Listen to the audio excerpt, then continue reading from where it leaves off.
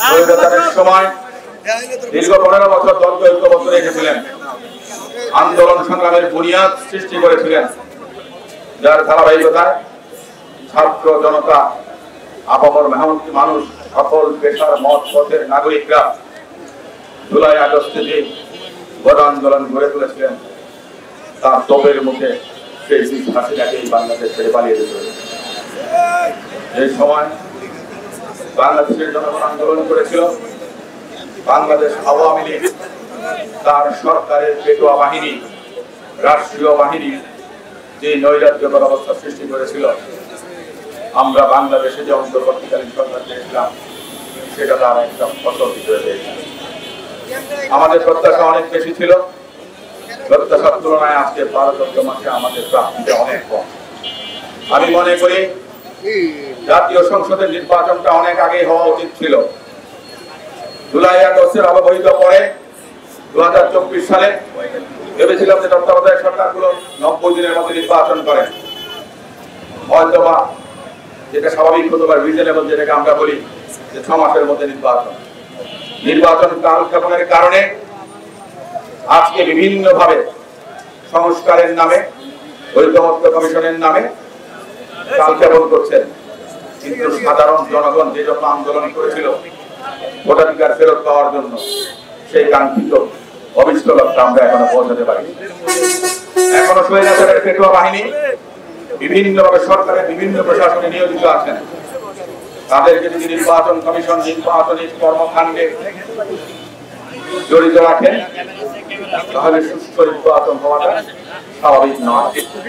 সে কারণে নির্বাচন কমিশনের কাছে দাবি, যারা নিরপেক্ষভাবে কাজ করতে পারবেন, যারা বাংলাদেশের জনগণের আশা আকাঙ্ক্ষাকে লালন করবেন, জুলাই আগস্টের চেতনা, 15 বছর স্বৈরাচার বিরোধী আন্দোলনের যে চেতনা ছিল সেটাকে বুকে ধারণ করে বাংলাদেশের সুস্থ গণতান্ত্রিক পরিবেশ ফিরিয়ে আনবেন, সেজন্য নির্বাচিত একটা সরকার প্রয়োজন।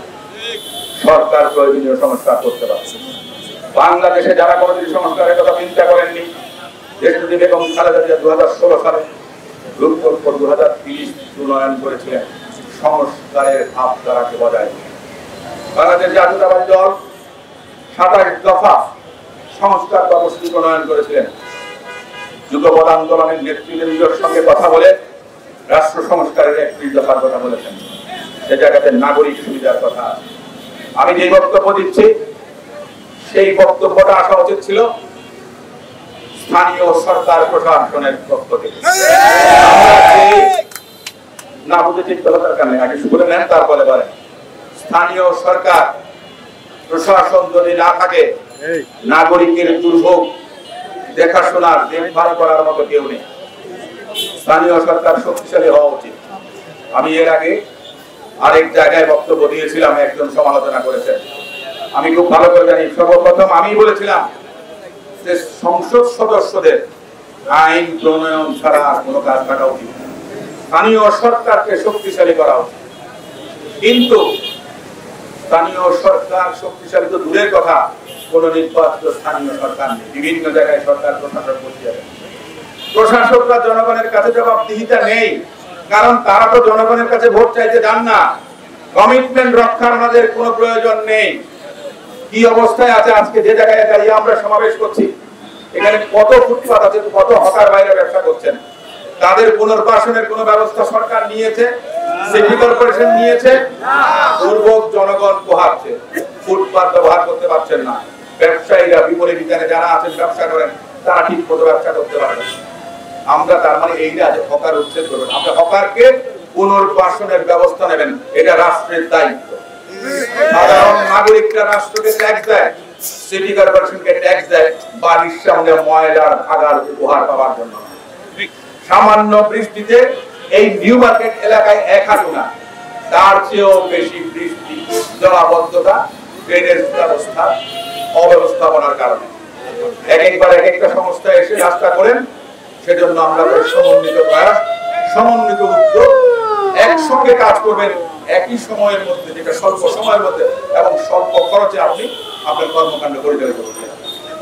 একজন রাজনীতিবিদ হিসেবে, বাংলাদেশ জাতীয়তাবাদী দলের একজন কর্মী হিসেবে আমার দলের নেতা জনাব তারেক রহমান সাহেব বলেছেন যে জনকল্যাণের জন্য কাজ করা। বাংলাদেশ জাতীয়তাবাদী দল রাষ্ট্র ক্ষমতায় যাওয়ার জন্য রাজনীতি করে।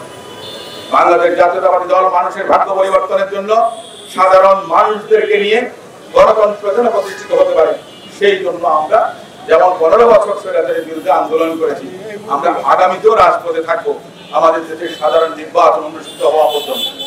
আমরা মনে করি যারা বিভিন্ন পদ্ধতির কথা বলে কাল ক্ষেপণের চেষ্টা করছেন, তাতে কিন্তু পতিত স্বৈরাচার ফ্যাসিস্ট আবার ফেরত আসবেন। কেউ বলেন পিয়ার পদ্ধতি ছাড়া নির্বাচনে যাবেন না, কেউ বলেন শাপলা না পেলে নির্বাচন কেমন করে হয় সেটা আমরা দেখিয়ে দেব, নির্বাচন হতে দেবেন না। আপনারা কে কোন কি দেবার ভাই? এদেশের জনগণ আছে, জনগণ কোন পদ্ধতি চায় সেটা আমাদের সংবিধানের মধ্যেই আছে। বিদ্যমান সংবিধানে যা কিছু আছে তার বাইরে কোনো কিছুই সম্ভব না, সেটা অসাংবিধানিক হবে। রাজনীতিবিদদের উচিত প্রত্যেকের উপর আস্থা রাখা, পারস্পরিক শ্রদ্ধাবোধ, সহানুভূতি, সহনশীলতা, বোঝাপড়ার মধ্যে আলোচনার মধ্য দিয়ে সমাধানটা করুন। ভিন্ন পথে যাবেন না। একসঙ্গে 15 বছর আন্দোলন করেছিলাম, তখন কোনোদিন আসেনি কোন পদ্ধতি কিভাবে হবে নির্বাচন। সংবিধানে যা কিছু আছে, তত্ত্বাবধায়ক সরকারের জন্য আপনারাও আন্দোলন করেছিলেন, আমরাও আন্দোলন করেছিলাম। হাজার হাজার নেতা কর্মী খুন হয়েছে। খুনের শিকার নেতা কর্মীদের সঙ্গে বেইমানি হবে যদি আপনারা একসঙ্গে বসে সিদ্ধান্ত না নিতে পারেন। বাংলাদেশের ভবিষ্যৎ কিন্তু তখন অনেক ঠিক হবে যদি ফেব্রুয়ারি 2026 সালে নির্বাচন না হয়। স্বৈরাচার, আন্তর্জাতিক বিভিন্ন কুচক্রী মহল এবং চাপের কারণে বাংলাদেশের সরকার একটা ঘটনার মধ্যে যেন পড়ে না যায়, সেজন্য গণতান্ত্রিক প্রত্যেকটি রাজনৈতিক দল আমি মনে করি একসঙ্গে বসে আপনারা সংস্কারের যেটা বলেছেন সেটার জন্য চার্টার করেন, সেটাকে আইন দিতে হবে এমন কোনো কথা নাই। সবাই সিগনেচারে হন, সবাই স্বাক্ষর করেন। সংবিধান যদি পারমিট করে যতটুকু করে আমরা সেটুকু করব এবং পর্যায়ক্রমে এই দেশে আমূল সংস্কার আমরা করতে চাই। বিভিন্ন প্রতিষ্ঠান, কমিশন, বিচার বিভাগ, পুলিশ প্রশাসন, জনপ্রশাসন, প্রত্যেকটা ইনস্টিটিউশনকে আওয়ামী লীগ ধ্বংস করে গেছে। সেগুলির সংস্কার একা কোনো রাজনৈতিক দল যদি ক্ষমতায় যায়ও তাতেও সম্ভব না। দেশ গড়ার জন্য সবাইকে একসঙ্গে কাজ করতে হবে। আমরা মনে করি বাংলাদেশ জাতীয়তাবাদী দলের নেতা জনাব তারেক রহমান বলেছেন, যদি দেশ সেবার সুযোগ পান তাহলে আন্দোলনের সকল শরীফদেরকে তিনি আমন্ত্রণ জানাবেন সরকারে অংশগ্রহণ করার জন্য, দেশ গড়ার জন্য একসঙ্গে কাজ করার প্রতিজ্ঞা তিনি করেছেন। আমি আশা করব অবিলম্বে বাংলাদেশে নির্বাচন অনুষ্ঠানের লক্ষ্যে দৃশ্যমান কর্মকাণ্ড নির্বাচন কমিশন যেন করেন। আপনারা 2018, 14, 24 সালে নির্বাচনের সঙ্গে জড়িত ছিলেন, দায়িত্বে ছিলেন, তাদেরকে দূরে রাখতে হবে। যারা পতিত স্বৈরাচারের সময় সরকারের পদলেহন করেছেন কিংবা কোনো একটা আদর্শ নিয়ে আছেন, তাদেরকে নির্বাচনী কর্মকাণ্ড থেকে দূরে রাখতে হবে। কেউ যেন নির্বাচন নিয়ে কোনো প্রকার ষড়যন্ত্র করতে না পারেন সেদিকে সকলকে খেয়াল রাখতে হবে, সজাগ থাকতে হবে। বাংলাদেশ জাতীয়তাবাদী দলের পক্ষ থেকে আমি দাবি জানাই, এই নগরীতে আমরা বাস করি, আমাদের অঞ্চলে দেখা গেছে খেলার মাঠ নাই। পতিত আওয়ামী লীগের সময় পতিত স্বৈরাচারের প্রধানমন্ত্রী শেখ হাসিনার গোষ্ঠীদের নামে বিভিন্ন মাঠগুলোকে বরাদ্দ দিয়ে ক্লাব করা হয়েছে। ক্যাসিনো ব্যবসার নামে মানুষকে লুট করা হয়েছে। ব্যাংক লুট করে ওনারা ক্ষান্ত হন না, সাধারণ জনগণের পকেট খালি করেছে। সামাজিকভাবে অনৈতিক কর্মকাণ্ডে লিপ্ত হওয়ার অনুপ্রেরণা তারা দিয়েছিল। মানবিক মূল্যবোধটা নষ্ট করে দিয়েছিলেন তারা। বর্তমান অন্তর্বর্তীকালীন সরকার আসার পর আমাদের এলাকায় যে কয়েকটা মাঠ আছে, সেখানে মোটামুটি এখন শিশুরা তাদের ক্রীড়া চর্চা করতে পারেন, ফুটবল, ক্রিকেট খেলতে পারেন, অনুশীলন করতে পারেন। আমরা চাই প্রত্যেকটা অঞ্চলে যেগুলো দখল হয়ে গেছে সে সমস্ত জায়গায় শিশুদের মানসিক বিকাশের জন্য, শারীরিক বিকাশের জন্য খেলার মাঠ সৃষ্টি করা উচিত, সুযোগ তৈরি করা উচিত। আমরা চাই রাস্তায় ট্রাফিক ব্যবস্থাপনার আধুনিকায়ন হওয়া উচিত।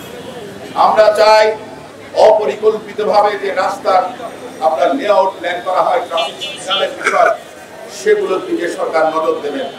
ফিটনেসবিহীন বহু গাড়ি রাস্তায় আছে, অনুমোদিত অনেক থ্রি হুইলার ব্যাটারি চালিত রাস্তায় চলাচল করতে যানজট সবসময় লেগেই থাকে। নিত্যদিন ঢাকা শহরে নতুন নতুন গাড়ি আসছে, রেজিস্ট্রেশন হচ্ছে। বিআরটি এর উচিত সেগুলোর দিকে নজর দেওয়া। এই নগরীর এক্সপানশন হয়নি। নগর জীবনের সুবিধা বাড়ানোর জন্য নগরের এক্সপানশন অনেক বেশি জরুরি। সবাই শুধু ঢাকামুখী হচ্ছে। দেশের প্রত্যন্ত অঞ্চলে যদি আজকে ঢাকা শহরে যে সুযোগ সুবিধা আছে সেটা যদি থাকতো তাহলে নিঃসন্দেহে ঢাকা শহরে বাঘ বাঘা মানুষের দুয়ার আসবে। আমরা চাই সরকারকে মহাপরিকল্পনা নেওয়া উচিত। তা না হলে এই নগরে পাঠযোগ্য থাকবে না। আমরা দীর্ঘক্ষণ বক্তব্য কর্মসূচি দিয়েছি। আমি আবারও ক্ষমা চেয়ে নিচ্ছি সাময়িক অসুবিধার জন্য। আপনারা যারা আজকে এখানে উপস্থিত হয়েছেন আপনাদের সকলকে কৃতজ্ঞতা জানাচ্ছি। সাংবাদিক বন্ধুরা প্রায় দিন নিত্যদিন আমাদেরকে কভারেজ দিয়েছেন, আমাদের কথাগুলো জাতির সামনে তুলে ধরার চেষ্টা করেছেন। আমরা আশা করব আগামী দিন সেটা অব্যাহত থাকবে। সবাইকে ধন্যবাদ।